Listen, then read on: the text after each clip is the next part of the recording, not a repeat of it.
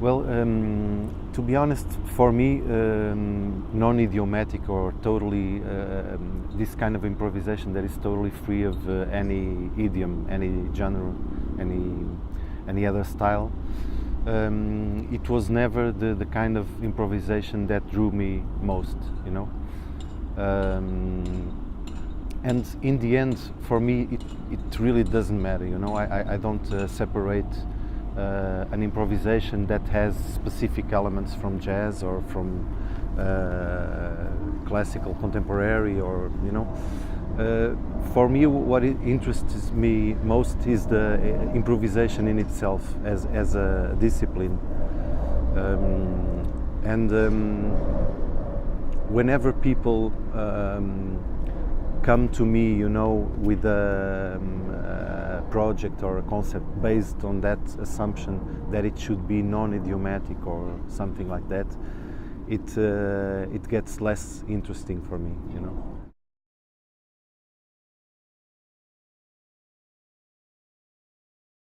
All my musical life, I was it was devoted to improvisation. Since I started playing in '82, I started improvising because I didn't have any formation, any academic formation. I started from scratch. I didn't knew anything, so I started having some classes about basic things like notes. You know, I had a teacher from the Republican Guard. You know, one of these. My story is because I had a big accident and I was badly injured, and I had to stay in a hospital bed for a long time. And so my mother asked me what I wanted to help me pass the time, and I asked the saxophone, and she gave me one. So that's how I started, and I started from scratch, just like a total hobby, you know. I had a passion for music for many years, you know. I was totally obsessed with music, but I didn't knew nothing about how to play an instrument. I was lucky enough to find a group of friends that were playing also in high school, and so we would pass all afternoons, you know. Instead of going to classes, we would pass the time playing, and we were improvising, you know. Basically, we were improvising. Maybe a little idiomatic, but that was what we were doing. And so this gave me this was a period of time where I was playing many hours, so I developed kind of fast. And then Portugal, at that time, there weren't so many things happening, but there were some interesting things at the same time. I was playing in a trio that it was very strong musically, with Rafael Toral and Zé Pedro Moura. We worked together for a long time. I was playing also in many ad hoc formations with the few players that were doing improvisation at the time.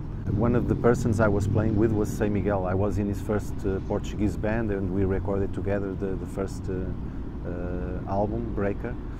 And Zinger was our main inspiration, and he was like the precursor for all the movement. But he wouldn't play a lot of times, so it was very rare to catch him live. But when he would play, we would be there, you know, listening to him, and he was a very important figure at the time. And Telecto also, the duo, Jorge Lima Barreto and Vitor Rua. So the scene was very little, but I started immediately to get in touch and to get interested in this movement. And then that's maybe in '84 or something, that's when I formed the duo with Luís Desirat. And this was a saxophone drums duo, totally improvised. We weren't playing nothing related to jazz specifically or something. We were just, maybe we had more influences from rock. That's possibly what we had, but it wasn't what you can call like non-idiomatic improvisation. We formed because there was a big festival at Rock Rendezvous. It it was the biggest room in Lisbon for rock concerts.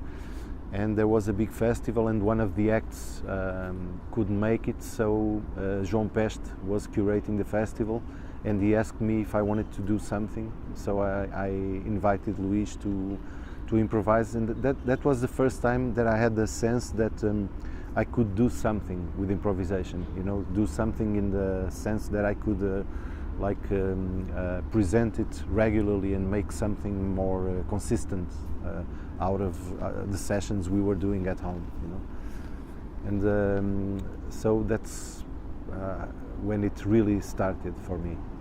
And after that, until today, that's what I've been doing. You know, everything that I've recorded under my own name, all the projects that I do, are totally improvised. You know, I never speak about what we're playing or what's going to happen.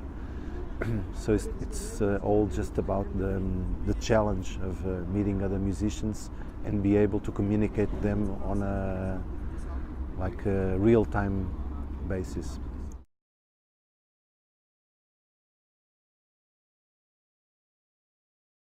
I think about myself the way I select the players I select. You know, it's a matter of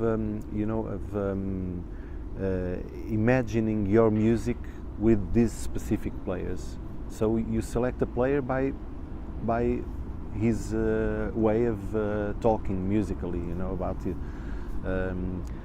Also, it's very, very important, the personality factor of each musician. But for me it's interesting because many times for my projects I choose foreign players that I have never met, you know. And so I choose them for projects of responsibility, like for instance a concert here at CCB or other projects. And I know there's a risk involved, you know, because I have this image of that player, you know, from listening to his music. Maybe today it's a bit easier because you can also watch some videos and everything. But you can have a surprise, you know, you can always have a surprise. But the fact is, for me, in my experience, I never had any surprise. So in terms of personality, the players were as interesting personally as they were musically. I guess this says a lot about music, you know. So, but in these last years, I haven't been very open to ad hoc meetings. So I tend to, if people invite me, I always say, okay, I would love to do a session, you know, I'm really interested in playing with other people and I would love to do it, but let's play first, you know, and take it from there. Let's not think immediately about concerts, recordings, everything. And so I guess also other musicians feel that in me, that I'm not as open, so I don't receive as many invitations now as I used to before, when I was playing more ad hoc projects, you know.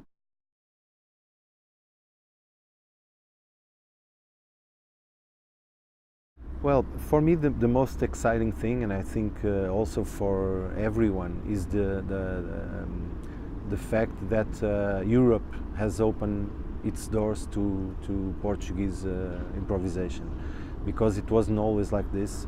Of course, Zingaro could work a lot around Europe, but he was a very isolated case, you know, because I've been, you know, like we talked about, I've been doing this for many years, and I did many attempts to play outside of Portugal, and it was very difficult in the beginning. And even like 2 or 3 years ago, in all the interviews I was giving, I was talking about this objective, that it was my main objective to start playing more regularly in the European circuit. And so it wasn't happening, you know, 3 years ago. And we were not, most of all, we were not connected with the persons, you know, like personally, because it's very important, you know, the personal connections. So this is something that takes time, and it takes years to develop. And right now, this is what I feel, that it's most fascinating, that Europe has opened the doors, and so there are a lot of opportunities for everyone. Also, I think the scene is really strong, you know. There are a lot of players doing great music, and there are many places to present the music and everything. But when we talk about it, at the same time we feel there aren't enough new players coming in, you know. This is a concern. Maybe they're out there and we just don't know them yet. Yeah, probably that's the... so if I have to think about the future, I would say definitely, you know, this is kind of a wave that you can't stop anymore. So Portuguese improvisation, it's happening very intensely. There are a lot of players, it's developing fast, so I imagine it will never stop, and it will be much more interesting in the future.